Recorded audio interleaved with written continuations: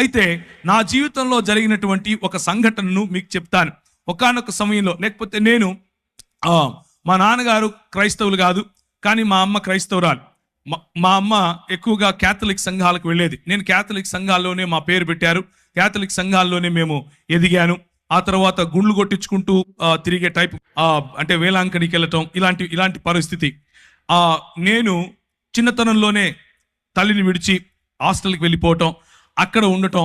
ఆ తర్వాత 10వ తరగతి మా ఊరు కడప, మా ఊరికి తిరిగి రావటం. ఆ ఊరిలో భయంకరమైనటువంటి అల్లరి, భయంకరమైనటువంటి గొడవలు, భయంకరమైనటువంటి ఫ్యాక్షనిజంలో పడిపోవటం. అలా పడిపోయిన తర్వాత ప్రభువు నన్ను రక్షించటం, నీవు లోకమునకు వెలుగై ఉన్నావు అన్నటువంటి మాట చేత నా జీవితాన్ని మార్చటం. ఒకానొక సమయంలో మరి కోల్పోయినటువంటి సంబంధాల కారణంగా నేను దుఃఖిస్తూ ఉన్న సమయంలో ఒక వ్యక్తి నన్ను సంఘానికి తీసుకుని వెళ్ళటం, లేకపోతే ఒక యూత్ మీటింగ్కి తీసుకుని వెళ్ళటం. అక్కడ నేను ప్రభువును తెలుసుకోవటం, నీవు లోకానికి వెలుగై ఉన్నావు అన్న విషయాన్ని ఆయన గుర్తు చేసి ఆయన నా జీవితంలో రక్షణ సువార్తను, నా జీవితంలో దేవుని రాజ్య సువార్తను ఆయన నాటినప్పుడు నా జీవితం మారిపోయింది. నేను ఈ దేశానికి ఒక కలంకంగా ఉండాల్సింది పోయి, నాకున్నటువంటి దూకుడు స్వభావం కారణంగా నా దేశానికి, నా కుటుంబానికి, స్వయంగా నా జీవితానికి భయంకరమైనటువంటి ఒక మచ్చగా మిగలాల్సింది పోయి, కనీసం ఇప్పుడు దేశానికి ఏమీ పెద్ద ఉద్ధరించకపోయినప్పటికీ కనీసం నన్ను చూసి నా కుటుంబం కానీ, నా దేశం కానీ సిగ్గుపడే అవస్థలో లేకుండా ఉన్నాను. దానికి కారణం ప్రభు అయినటువంటి యేసు క్రీస్తు. అలా నా జీవితాన్ని కొనసాగించే సమయంలో నేను వాడేటటువంటి డ్రగ్స్, నేను తాగేటటువంటి అన్ని, లోకంలో ఉన్న ప్రతి గొడవ, లోకంలో ఉన్నటువంటి ప్రతి అలవాటు ఆయన తీసివేశాడు. ఒకానొక సమయంలో నేను ప్రార్థన చేసుకుంటున్నాను. ఒకానొక సమయంలో ఒక రోజంతా గడిపి, ప్రభు దగ్గర సమయం గడిపి, ఉపవాసంలో ఆయన నుంచి శక్తి పొందుకోవాలి, ఆయన నుంచి పరిచర్యను గురించినటువంటి ఒక దర్శనం పొందాలి, అసలు ప్రభువు నా పట్ల కలిగిన ప్రణాళిక ఏంటి అని ఒకరోజు నేను హైదరాబాద్లో ఉన్నటువంటి నారాయణగూడ బ్యాప్టిస్ట్ చర్చ్కి వెళ్ళాను. ఆ బ్యాప్టిస్ట్ చర్చ్లో ప్రేయర్ టవర్లో కూర్చుని ప్రార్థన చేస్తున్నాను. ప్రార్థన చేస్తున్న సమయంలో విపరీతమైనటువంటి ఒక కాంతి, విపరీతమైనటువంటి ఆ కాంతిని నన్ను ఆవరించటం, నేను తెలియని భాషలలో మాట్లాడటం, యేసుక్రీస్తు ప్రభువు యొక్క ఆవరణ, యేసుక్రీస్తు ప్రభువు యొక్క సన్నిధి, పరిశుద్ధాత్ముని యొక్క కృమరింపు నా జీవితంలో నేను గమనించాను. పరిశుద్ధాత్ముడు నన్ను తాకినప్పుడు, పరిశుద్ధాత్ముడు నా పైన బలంగా వీచినప్పుడు నేను తట్టుకోలేకపోయాను. నా హృదయం పులకించిపోయింది, నా శరీరం పులకించిపోయింది. నేను కళ్ళు మూసుకుని ఉన్నాను. నేను ఒక గొప్ప దర్శనం చూస్తున్నాను. ఇదిగో తెల్లని బట్టలు వేసుకున్నటువంటి చాలా మంది నెత్తిన టోపీ పెట్టుకొని పరిగెట్టుకుంటూ వస్తున్నారు. ప్రభు అయిన యేసుక్రీస్తు తన చేతులు బారుగా చాల్చి నిలబడుకుని ఉంటే ఆయన కౌగిలిలోనికి కొన్ని వేల మంది పరిగెట్టుకుంటూ వస్తున్నారు. ఆమోసు గ్రంథం ద్వారా ప్రభువు నాతో మాట్లాడాడు. ఆమోసు గ్రంథం ద్వారా ప్రభువు నాతో మాట్లాడి ఆయన నాకు వినిపించే విధంగా పరిశుద్ధాత్ముని యొక్క నడిపింపు. ఆయన అన్నాడు, నీవు ఇందోర్ అనే పట్టణానికి వెళ్ళాలి, నువ్వు చండీగఢ్ అనే పట్టణానికి వెళ్ళాలి, నువ్వు ఉదయ్పూర్ అనేటటువంటి పట్టణానికి వెళ్ళాలి. మరి దైవజనులు ఇప్పుడు నిలబడుకుని మాట్లాడుతూ, ఏమయ్యా ఉత్తర భారతదేశంలో చాలా మంది అవసరం వెళ్ళరా అని అంటున్నాడు. అదే సంఘటన నాకు జరిగింది 2000 సంవత్సరంలో. ఆ భక్త సింగ్ గారు చనిపోయారు. ఆయనను తీసుకుని వెళ్తున్నారు. కొన్ని వేల మంది ఆయనకు వెనకగా వెళుతున్నారు. ప్రార్థిద్దాం అనంటే కొన్ని వేల మంది తలలు ఉంచుకొని ప్రార్థిస్తున్నారు. ఆ దృశ్యం నేను పైనుంచి చూశాను. దేవా, ఒక వ్యక్తి ఉత్తర భారతదేశం నుంచి నా ప్రజలను ప్రేమించి తెలుగు వారి మధ్యకు వచ్చి మరి పరిచర్య చేస్తే నేనెందుకు వెళ్ళకూడదు అన్నటువంటి ఆ ఛాలెంజ్ నేను తీసుకున్నాను. నేను వెళ్ళాను, మధ్యప్రదేశ్ అనే ప్రాంతంలోకి వెళ్ళాను. పరిశుద్ధాత్ముడు నన్ను నడిపిస్తున్నాడు. ఒకానొక రోజు రాత్రి రెండు చొక్కాలు 2 ప్యాంట్లు పెట్టుకుని బయలుదేరాను. నాకు భాష రాదు, ఒక్కరు తెలియదు, ఆ ప్రాంతం తెలియదు, ఎక్కడుండాలో తెలియదు, ఏం చేయాలో తెలియదు. దేవుడు చెప్పాడు, నేను వెళ్ళాలి. పరిశుద్ధాత్ముని యొక్క ప్రిపరేషన్, పరిశుద్ధాత్ముడు నీలో నిన్ను నింపినప్పుడు కేవలము నూనె బుడ్డీలు అమ్ముకునే పాస్టర్గా మారవు నువ్వు. గుర్తుంచుకోండి ఈ విషయం. పరిశుద్ధాత్ముడు నిన్ను తాకినప్పుడు నువ్వు ఛాలెంజెస్ తీసుకుంటావు. ఇంతవరకు సహోదరుడు ఆజాద్ చెప్పినట్లుగా, తన దేవుని ఎరిగిన వారు బలము కలిగి గొప్ప కార్యాలు చేస్తారు. నీ సంఘం పక్కన ఇంకొకడు సంఘం పెట్టే కార్యాలు కావు, గొప్ప కార్యాలు చేస్తారు. ప్రభువు లేని చోట ప్రభువును ప్రకటించడానికి ముందుకొస్తారు. అది చీకటి, భయంకరమైనటువంటి చలి. ఉత్తర భారతదేశంలో మనం ఇక్కడ ఏదైతే ఊపుకుంటున్నామో ఈ సమయంలో అక్కడ చల్లగా ఉంటుంది. అంటే ఇప్పుడు వేడిగానే ఉంటుందిలేండి. నేను వెళ్ళింది డిసెంబర్ సమయం, డిసెంబరు, జనవరి, ఫిబ్రవరిలో భయంకరమైన చలి. ఆగస్టు నెలల్లో కూడా భయంకరమైనటువంటి వాతావరణం, వర్షం పడిన తర్వాత చలిగా ఉంటుంది. నేను వెళ్ళాను, నాకు తెలియదు అంత చలి ఉంటుందని. మామూలు చొక్కాలు వేసుకుని మామూలుగా వెళ్ళిపోయాను. నేను అక్కడికి వెళ్తే గడగడ వణికిపోతున్నాను. కిందికి దిగాను. రైల్వే స్టేషన్లో ప్లాట్ఫామ్ మీద 3 రాత్రులు గడిపాను. 3 రాత్రులు ప్రార్థన, ఉదయాన్నే లేయటం, వాక్య పరిచర్యకి వెళ్తాం, ప్రార్థన, ఉదయాన్నే లేయటం. ప్రభు నాకు చెప్తున్నాడు, ఫలానా టెంపో ఎక్కు, ఫలానా చోట దిగు, ఫలానా ఇంటికెళ్ళు, ఫలానా వాడితో మాట్లాడు. ఆయన చెప్పింది చెప్పినట్లుగా మరి ముందుకెళ్ళటానికి దేవుని పరిశుద్ధాత్మ యొక్క శక్తి, పరిశుద్ధాత్ముడు మనల్ని నింపినప్పుడు, పరిశుద్ధాత్ముడు మనలో సవాలు విసిరినప్పుడు మనం తీసుకోగలగాలి. 2 చొక్కాలు 2 ప్యాంట్లతో వెళ్ళానని చెప్పాను. చేబులో నా దగ్గర 500 700 డబ్బులున్నాయి. ఆ రోజుల్లో 500 అంటే మహా అయితే కూడా ఒక 10 రోజులు మనం ఉండొచ్చు. ఈ రోజుల్లో 500 అంటే అర రోజే ఉంటాం, అది మీకు తెలిసిన విషయమే. అయితే నేను వెళ్ళాను. ఒకరోజు రాత్రి నా దగ్గర డబ్బులు కూడా అయిపోతున్నాయి. ప్రభువు రాత్రి నాకు ఒక దర్శనం చూపించాడు. ఒక ఇల్లు, దానిపైన జూలాగర్ అని రాసుంది. జూలాగర్ అంటే ఇంట్లో పిల్లలు పెట్టుకోవటానికి ఉండేటటువంటి ప్రదేశం. ఆ ఇల్లు నాకు కనిపించింది. లోపల ఒక రూమ్ చూపించాడు. ఒక చైరు, ఒక బల్ల, దాని మీద ఒక గ్లాసు, దాంట్లో అంటే చెంబు, దాంట్లో నీరు, ఒక కాట్ అంటే ఒక మంచం. ఆ మంచం మీద మంచి పరుపు, గల్లగా ఉండేటటువంటి ఒక బెడ్షీట్. ఇది నాకు కనిపించింది. రాత్రి ఆ దర్శనం చూశాను. ఉదయం పరిశుద్ధాత్ముడు నడిపిస్తున్నట్లుగా నడుస్తున్నాను. పరిశుద్ధాత్ముడు నాకు చెప్పినట్లుగా ఏ డైరెక్షన్లో, ఏ దిశగా నేను వెళ్ళాలో ఆ దిశగా వెళుతున్నాను.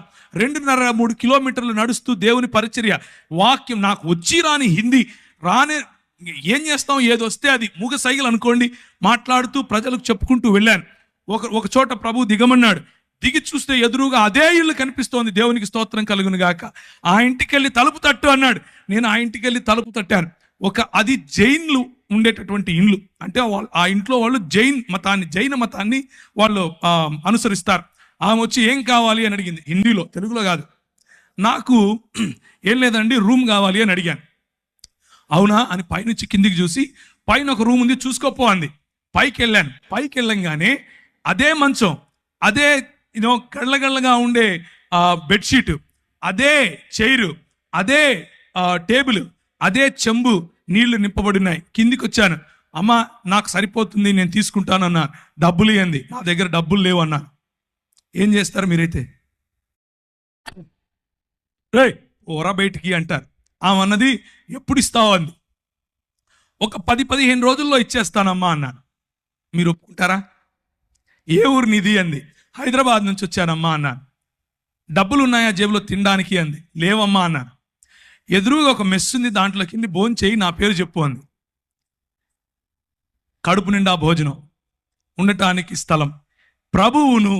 ప్రభువు ఇచ్చిన మాటను, ప్రభువు ఇచ్చిన అభిషేకాన్ని మనము నమ్మి ఒక కాలు వేస్తే ఆయన మనల్ని ఎప్పటికీ కించపరచడు. 11 సంవత్సరాలు అదే ఊరిలో ఉన్నాను. 11 సంవత్సరాలు భీలు, బిలాల, కోయ, గోండు ఇలాంటి వాళ్ళు, బారేలా, తెలియని భాషలు, నాకు తెలియని భాషలు, నేను ఎప్పుడూ వినని భాషలు, నాకు హిందీయే రాదనుకుంటే అక్కడ ఎన్నో ట్రైబల్ భాషలు, అన్ని భాషల్లో దేవుని వాక్యం పరిచర్య చేశాను. భాషల వరము ప్రభు ఇస్తాడు. దేవునికి స్తోత్రం కలుగును గాక. భాషల వరం ఇస్తాడు. చేతులు వేసి ప్రార్థించినప్పుడు స్వస్థతలు చేస్తాడు. ఇవన్నీ ఎప్పుడు చేస్తాడంటే, ఇక్కడ మగపిల్లలు పుట్టడం కోసం ప్రార్థన చేస్తాను అని మా ఊర్లో ఒక ఆయన బోర్డు పెట్టాడు, హైదరాబాద్లో. అట్లా బోర్డు పెట్టుకొని యేసు ప్రభువును అమ్ముకునే పరిచర్య కాదు, యేసు ప్రభువును నమ్ముకునే పరిచర్య. దేవునికి స్తోత్రం కలుగును గాక. యేసు క్రీస్తు రాజ్యమును ప్రకటించే పరిచర్య. నేను వెళ్ళాను. నాకు అప్పుడు కరెక్ట్గా ఇప్పుడు నాకు 21 సంవత్సరం. ఊరు తెలీదు, ఏం తెలీదు. అదే ఊరిలో 11 సంవత్సరాలు. నేను 2011లో తిరిగి హైదరాబాద్కు తిరిగి వచ్చాను. నేను వెళ్ళేటప్పుడు ఎడ్వర్డ్ అన్న నాకు తెలుసు, నేను వచ్చిన తర్వాత ఎడ్వర్డ్ అన్న నాకు తెలుసు. కానీ అక్కడ ఉన్న 11 సంవత్సరాలలో ప్రభువు నన్ను వాడుకున్నటువంటి పద్ధతి, అక్కడ ఉన్న 11 సంవత్సరాల్లో నా చదువును ఆశీర్వదించాడు. నేను MBA ఇన్ ఇంటర్నేషనల్ బిజినెస్ అన్న కోర్స్ చదివాను. చదివిన తర్వాత ఎన్నో దేశాలు నన్ను ప్రభువు తిప్పాడు. తిరిగిన అన్ని దేశాల్లో ప్రభు పరిచర్యలో వాడుకున్నాడు. అంత మాత్రమే కాదు, ఈ చెప్పిన తెగలు, ట్రైబల్ మధ్య ప్రభు వాడుకున్నాడు. అన్నిటికంటే ముఖ్యంగా నాకు చూపించిన దర్శనం, ముస్లిముల మధ్య నీతో వాడుకుంటాను అని చెప్పాడు. ముస్లిముల మధ్య వాడుకున్నాడు. నేను వెళ్ళినప్పుడు 6 మంది, ఒక్క వ్యక్తి ప్రభువుని నమ్ముకోవటానికి 5 ఏండ్లు పట్టింది. ఆ తరువాత 6 మంది 6 సంవత్సరాలు నాతో వాగ్వివాదం చేస్తూ వచ్చారు. నువ్వేంది, నువ్వు ఈ కథ ఏంది, నేను చూసుకుంటామన్నారు. ఆర్ఎస్ఎస్ వాళ్ళు, విహెచ్పి వాళ్ళు నాకు ఈమెయిల్ రాసేవాళ్ళు. నువ్వు ఏ మార్గం గుండా వెళ్తున్నావో మాకు తెలుసు, నువ్వు ఎట్లొస్తావో మాకు తెలుసు, నువ్వు ఎప్పుడు ఇంటికి చేరకుండా ఎప్పుడు సస్తావో కూడా నీకు తెలియకుండా చేస్తాం అని అనేవారు. ఇలాంటి పరిస్థితులు. అక్కడ నువ్వు వెళ్ళి సాక్షి జీవితం అనంటే ఏంటి అనంటే, అక్కడ నువ్వు వెళ్ళి క్రైస్తవుడిని అని చెప్పుకుంటే చాలు తన్నుతారు. క్రైస్తవుణ్ణి అని చెప్పుకుంటే చాలు చెప్పుతో కొడతారు. అలాంటి పరిస్థితులు. కానీ స్టెఫెనును ఆశీర్వదించినట్లుగా, స్టెఫెనుకు వాక్ చాతుర్యం ఇచ్చినట్లుగా, స్టెఫెనులో వాక్ ప్రభావం ఇచ్చినట్లుగా, స్టెఫెనును ఏ విధముగా జ్ఞానముతోనూ కృపతోనూ ప్రభువు నింపాడో అలా యవ్వనస్తులను నింపగలడు. మనం ఒక్క విధేయత అన్నటువంటి అడుగు తీస్తే చాలు. నా జీవితం ఆ రోజు పరిశుద్ధాత్ముని యొక్క తాకిడితో మారిపోయింది. పరిశుద్ధాత్ముడు నా జీవితంలో తెలియని అగ్నిని రగిలింపజేశాడు. పరిశుద్ధాత్ముడు నా జీవితంలో ఇచ్చిన ఛాలెంజెస్, నేను వెళుతూ ఉంటే నాకు అన్ని బెడ్స్ ఆఫ్ రోజెస్ అందరూ వచ్చి కాళ్ళ మీద పడిపోయి పైసలు ఇచ్చేసి ఏమో చేశారు అనుకున్నారా? కాదు. అడుగడుగు నా ఛాలెంజెస్, అడుగడుగు నా బలహీనతలు, అడుగడుగు నా తెలియనటువంటి నేను ఎలా చేయాలి ఇప్పుడు అన్నటువంటి పరిస్థితి. కానీ ప్రభువు నమ్మకస్తుడు. ప్రభువు మనల్ని విడిచిపెట్టాడు. పిలిచిన పరిశుద్ధాత్ముడు మనల్ని విడిచిపెట్టాడు. మనల్ని అభిషేకించిన పరిశుద్ధాత్ముడు ఎక్కడెక్కడ నీకు ఏ ఏ పరీక్షలు పెడుతున్నాడో ఆ పరీక్ష ఉత్తీర్ణుడైనటువంటి మరుక్షణం తన ప్రత్యక్షతనిస్తాడు. ఒకానొక రోజు కృంగిపోయాను, భయంకరంగా కృంగిపోయాను. ఏం చేయాలి ప్రభువా? ఎలా నాకు డ్రై లైఫ్, మొత్తం ఎడారి అనుభవం, ఏమీ లేదు, ఖాళీ అయిపోయాను, నేను ఏం చేయాలి ఇప్పుడు అంటూ మోటార్ సైకిల్ నడుపుకుంటూ వస్తున్నాను. ఒక పెద్ద హోర్డింగ్ రాసి ఉంది, అడ్వర్టైజ్మెంట్. అందులో అంటే ఒక న్యూస్ పేపర్ వాళ్ళ అడ్వర్టైజ్మెంట్ అనమాట. అందులో ఉంది ఎక్స్పాండ్ యువర్ హరైజన్స్ అని ఇంగ్లీష్లో రాశారు. అంటే నీ సరిహద్దులు విశాలపరచుము అన్నటువంటి మాట. ఇది ఎక్కడో విన్నానే అని అనుకున్నాను. న్యూస్ పేపర్ వాడు బైబిల్ చెప్తున్నాడు ఏంటి, అది కూడా మధ్యప్రదేశ్లో, అది కూడా క్రైస్తవులం అంటే ఓ భయంకరమైనటువంటి వివక్ష. అలాంటి చోట ఇంత పెద్ద హోర్డింగ్ ఎవరు పెట్టారు? ఇంటికెళ్ళాను. ఇంటికెళ్ళి ఎక్కడుంది ఆ వాక్యం అని చూశాను. యెబ్బేజు చేసిన ప్రార్థనను ప్రభువు చూపించాడు. నా సరిహద్దులను విశాలపరచుము అని ఆయన చేసినటువంటి ప్రార్థన నాలో ఒక అగ్నిని తిరిగి ప్రభు ఇవ్వటానికి ఆ వాక్యం సహాయపడింది. నేను ఎందుకు ఈ మాటలు చెప్తున్నాను అనంటే, పరిశుద్ధాత్ముడు రియల్, పరిశుద్ధాత్ముడు నిజమైనటువంటి దేవుడు. పరిశుద్ధాత్ముడు మనతో మాట్లాడగలడు. పరిశుద్ధాత్ముడు మనల్ని తాకగలడు. పరిశుద్ధాత్ముడు మనకు శక్తినివ్వగలడు. కొంతమంది పరిశుద్ధాత్ముని పేరట చేసే గారడీల కోసం మీరు ఆయనను నిజమైన దేవుణ్ణి మర్చిపోకండి. కొంతమంది చేసే గారడీల కారణంగా పరిశుద్ధాత్ముని వెక్కిరింపులకు పాలవుతున్నాడు. కానీ నిజానికి ఆయన నీతిని, న్యాయమును జరిగించు దేవుని రాజ్య స్థాపనకు నిన్ను వాడుకోగలడు. ఒకానొక రోజు 2003 నుంచి 2005 ప్రాంతాల్లో రాజస్థాన్ మరియు మధ్యప్రదేశ్ బార్డర్స్లో కొన్ని ఊర్లు ఉన్నాయి. నీమచ్, మందసౌర్ అనే ఊర్లు. ఆ ఊర్లలోకి మమ్మల్ని ప్రభువు నడిపించాడు. అక్కడ ఉన్నటువంటి అతి ప్రాముఖ్యమైన సమస్య ఏమిటి అని అంటే, ప్రజలు వాళ్ళ ఇంట్లో ఆడపిల్ల పుడితే చాలా సంతోషిస్తారు, గంతులు వేస్తారు, నాట్యాలు చేస్తారు. ఎందుకబ్బా అని అనుకుంటే, దేవి పుట్టింది మా ఇంట్లో, దేవి పుట్టింది అని అంటారు.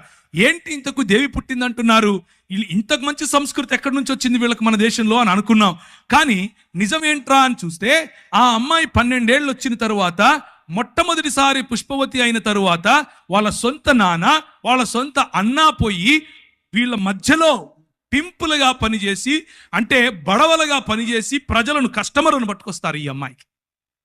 ఇది ఆ సంస్కృతి, ఈ విష సంస్కృతి. ఏంటి ఈ విష సంస్కృతి అని అంటే, నువ్వు ఈ కులంలో పుట్టావు, నీ పనే నీ ఒళ్ళు అమ్ముకోవటం, 12 ఏళ్ళు దాటంగానే నీ ఒళ్ళు అమ్ముకొని తీరాలి అని చెప్పి నేర్పించినటువంటి సంస్కృతి. ఆ సంస్కృతిలో మేము అక్కడ ఉన్నటువంటి గవర్నమెంట్ అధికారుల దగ్గరికి వెళ్ళాం కొంతమందిని కలిసి. అయ్యా, మరి ఇలాంటి బాచడా మరియు బేడియా అనే సమాజాలు ఉన్నాయి, వారి మధ్య వెలుగు లేదు, వారి మధ్య విద్య లేదు, వారి మధ్య పడుపు వృత్తి ఉంది, తెలియనటువంటి రోగాలు, సెక్షువలీ ట్రాన్స్మిటింగ్ డిసీజెస్ ఎన్నో వస్తున్నాయి, ఎలా చెయ్యాలయ్యా అని అంటే ఆయన అంటాడు, అది వారి కర్మ. ఏంటది? కర్మ. నీకెందుకయ్యా? ఏ దేశం నుంచి వచ్చావు నువ్వు? ఏ రాష్ట్రం నుంచి వచ్చావు నువ్వు, వాళ్ళకు నిధులు మేమెందుకు ఇవ్వాలి, అది వాళ్ళ వృత్తయ్యా, వాళ్ళు సంపాదించి ట్యాక్సులు కడతారు మాకు అంటాడు. ప్రభువా ఏం చేయాలి? పరిశుద్ధాత్ముని శక్తి, పరిశుద్ధాత్ముని బలం ప్రభుత్వాలతో కూడా మాట్లాడటానికి మనకు శక్తినిస్తుంది. ఆ 2003లో చూసినటువంటి ఆ సన్నివేశం మా మనసులో నిండిపోయింది. మేమందరం కలిసి ఒక ప్రణాళిక తీసుకొని వచ్చాం. ఈరోజు 2019కి వేలకు పైగా ఆ బాంచడా సమాజానికి చెందిన వారు, చదువుకున్న వారు ఉన్నారు. వేలకు పైగా పడుపు వృత్తిని వదిలేసిన వారు. వారి మధ్యలో స్కూళ్లు స్థాపించాం, వారి మధ్యలో ఆలయాలు స్థాపించాం, వారికి పరిశుద్ధాత్మ దేవుణ్ణి పరిచయం చేశాం.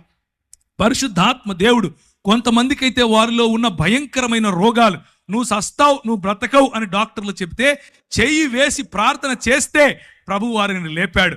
స్త్రీలు, చిన్నపిల్లలు వెళ్ళి ప్రార్థన చేస్తే వారికి స్వస్థత. ఇలాంటివి ఎన్నో కార్యాలు పరిశుద్ధాత్మ దేవుడు బోర్డు పెట్టుకొని అమ్ముకోవాల్సిన అవసరత లేకుండా చేయగలిగినటువంటి గొప్ప దేవుడు